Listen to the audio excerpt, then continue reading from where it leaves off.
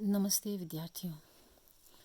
आइए इस वीडियो में आपके पाठ्य पुस्तक अंतरा भाग 1 में संकलित काव्यखंड के कविदास जी के दूसरे पद को पढ़ते हैं। इस पद में कवि ने ईश्वर को पति और आत्मा को पत्नी के रूप में प्रस्तुत करते हुए प्रेम और भक्ति का मार्ग दिखाया है। कवि कहता है कि बिना ईश्वर ज्ञान के साधक का कल्याण नहीं है। वो ईश्वर को उलाहना देते हुए पुकार रहा है कि बिना तुम्हारे जीव को किसी भी प्रकार चैन नहीं है। जिस प्रकार प्यासे को पानी, भूखे को अन्न और स्त्री को पति बिना चैन नहीं है, उसी प्रकार जीव को परमात्मा बिना संतोष नहीं है।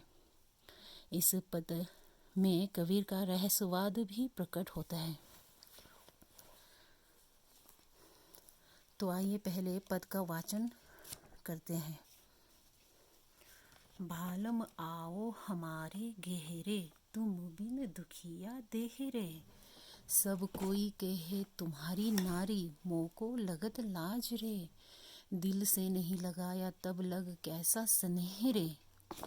अन्न न बावे नींद न आवे, ग्रह बन धरे न धीर रे।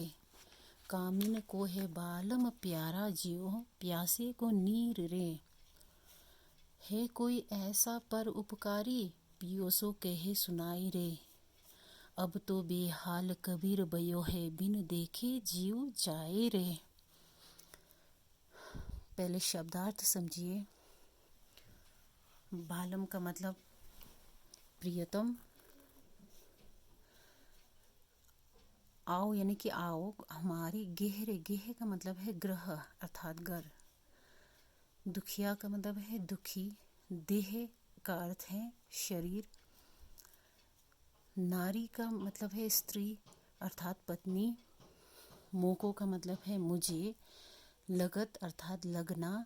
लाज का मतलब है शर्म। स्नेह का मतलब है स्नेह अर्थात प्रेम। ग्रह का मतलब है घर। वन का मतलब है वन जंगल। धरे का मतलब धरना। धीर का मतलब धीरज। कामीन का मतलब है स्त्री। बालम अर्थात प्रियतम। नीर का अर्थ है पानी जल। पर उपकारी, पर का मतलब है पराय अर्थात दूसरों का। उपकार का अर्थ है भलाई यानी उपकारी करना, भलाई करना। पियोसो का अर्थ है प्रिय, प्रिय से सुनाई रे यानी कि सुना दो। बेहाल का अर्थ है बुरा हाल। जीव का अर्थात अर्थ है जीना जाए रे यानी जिया ना जाए रे। व्याख्या से पहले प्रसंग आप समझिए। प्रसंग इस प्रकार हो सकता है। प्रस्तुत पद भक्तिकाल की ज्ञान मार्गी शाखा के प्रतिनिधि कवि कविदास जी द्वारा रचित है। कविदास रहस्यवादी कवि हैं। इसमें साधक की आत्मा ब्रह्म को अर्थात ईश्वर को अपना बालम अर्थात प्रियतम तथा स्वयं को उनकी पत्नी मानती है।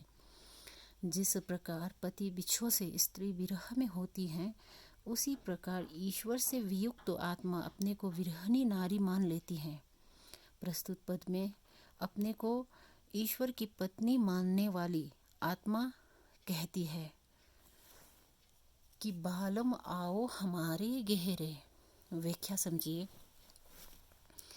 कि आत्मा कहते हैं अर्थात कबीरदास ईश्वर को पुकारते हुए कह रहे हैं कि हे प्रियतम, तुम्हारे बिना मेरा शरीर विरह की पीड़ा से ग्रसित है। तुम मेरे घर आकर मेरी पीड़ा का हरण कर लो। बालम आओ हमारे गहरे अर्थात तुम मेरे घर आ जाओ और मेरे जो शरीर पीड़ित है उस पीड़ा को दूर कर दो। तुम्हारे आने से ही यह शरीर पीड़ा मुक्त हो सकता है। मेरा यह जो शरीर अभी पीड़ा से अर्थात दर्द से भरा हुआ है, उस दर्द से मुझे मुक्ति दे दो। सब कोई कहे तुम्हारी नारी, मोको लगत लाज रे। आगे कबीर जी कह रहे हैं कि मेरा दुख यह है कि केवल मैं ही नहीं बल्कि दूसरे भी मुझे तुम्हारी स्त्री कहते, अर्थात तुम्हारी पत्नी मानते हैं दूसरे भी, और इसमें मुझे लज्जा आती, अर्थात ऐसे कहने पर मुझे बड़ा शर्म आता है। फिर आगे कहते हैं कि दिल से नहीं लगाया तब लग कैसा सनेहरे, किंतु तुम मुझे क्या सनात करते हुए मेरे घर नहीं आते, तुमने मुझे कभी अपने दिल से नहीं लगाया। दिल से नहीं लगाया तब लग कैसा सनेहरे, अर्थात तुमने तो कभी मुझे अपने दिल से लगाया नहीं, तब भला यह कैसा प्रेम है। जब तुम मुझे अपने हृदय में स्थान दोगे तभी यह प्रेम पूर्णता को प्राप्त होगा। अर्थात केवल अभी क्या है, अभी केवल कबीर ही ईश्वर से प्रेम कर रहे हैं, और कबीर को यह शिकायत है कि ईश्वर कबीर से प्रेम नहीं कर रहे हैं, इसलिए यह प्रेम अभी क्या है, पूर्णता को प्राप्त नहीं हुआ है। यदि तुम भी अपने तरफ से मेरे प्रति प्रेम दिखाओगे, तुम मेरे घर इस प्रकार से पधारोगे, तब जाकर हमारा यह प्रेम पूर्णता को प्राप्त होगा।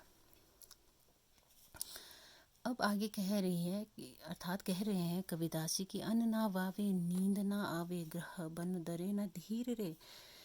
कबीरदास जी कह रहे हैं कि तुम्हारे विरह में मेरी यह दशा हो गई है कि ना मुझे घर भाता है, अर्थात घर अच्छा लगता है, और ना ही मुझे जंगल वन, और ना मुझे ठीक से क्या है नींद ही आती है, ठीक से ना नींद आती है, ना ही मुझे भूख लगता है। कहने का तात्पर्य कि तुम्हारे प्रेम में मुझे कुछ भी, संसार में कुछ भी मुझे अच्छा नहीं लगता है, ना मुझे खाने का मन कर रहा है, ना मुझे नींद आती है रात को, और ना घर में मेरा मन लगता है, ना ही वन में। कहीं भी मैं रहूं तो मेरे हृदय को धीरज नहीं मिलता है, मेरा दिल क्या है धैर्य धारण भी नहीं करता। फिर आगे कहते हैं कबीर जी कि कामिन को है बालम प्यारा जियो प्यासे को नीर रे। जिस प्रकार कामनी स्त्री को अपना बालम अर्थात प्रियतम प्यारा लगता है, और प्यासे व्यक्ति को पानी अच्छा लगता है, ठीक उसी प्रकार तुम मुझे प्यारे हो, अर्थात तुम ही मुझे सबसे ज़्यादा प्यारे लगते हो। तुम्हारे बिना क्या है मेरा मन कहीं नहीं लगता है। है कोई ऐसा पर उपकारी पियोसो कहे सुनाए। आगे कबीर जी कह रहे हैं कि मेरे आसपास ऐसा कोई परोपकारी व्यक्ति नहीं है। परोपकारी अर्थात दूसरों पर उपकार करने वाले, दूसरों की सहायता करने वाले, ऐसा कोई पर उपकारी भी मुझे नहीं दिखाई दे रहा है, जो कि क्या है तुमसे अर्थात मेरे प्रिय से मेरा हाल जाकर सुना सके। अर्थात संसार में ऐसा कोई पर उपकारी भी मुझे नहीं मिल रहा है, जो मेरे प्रियतम तक जाकर मेरे दिल का हाल उन्हें सुना सके। पियोसो कहे सुना, अर्थात मेरे प्रियतम को जाकर सुना सके। अब तो बेहाल कबीर भयो है बिन देखे जीव जाए रे।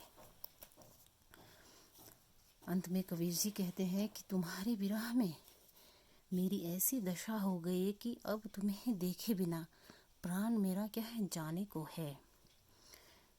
जो तुमसे मेरा हाल जाकर कहे, अर्थात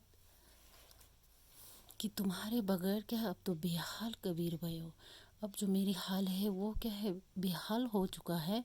अब मेरी स्थिति बहुत ही ख़राब हो चुका है तुम्हारे बिना, यानी कि तुम्हें देखे बिना अब एक पल भी मुझसे जिया नहीं जा रहा है। बिन देखे जीव जाए रे, अर्थात है मेरे ईश्वर रूपी पति परमेश्वर, तुम्हारे बगैर अब मेरा यह दिन कटना मुश्किल है, और मेरा जीना तो क्या है दुर्भर हो चला है, अब मुझसे जिया नहीं जा रहा है। अंत में विशेष लिखिए, पहला बिंदु में अब लिख सकते हैं बालम और तुम्हारी नारी में कवि ने स्वयं को ईश्वर की पत्नी के रूप में देखा है। दूसरा बिंदु, ब्रह्म रूपी प्रियतम से मिलने की तीव्र इच्छा अभिव्यक्त हुई है इस पद में। अनेक स्थानों पर अनुप्रास अलंकार का प्रयोग है, जैसे यहाँ देखिए दुखिया देह, दुखिया देह में अनुप्रास अलंकार है। उसी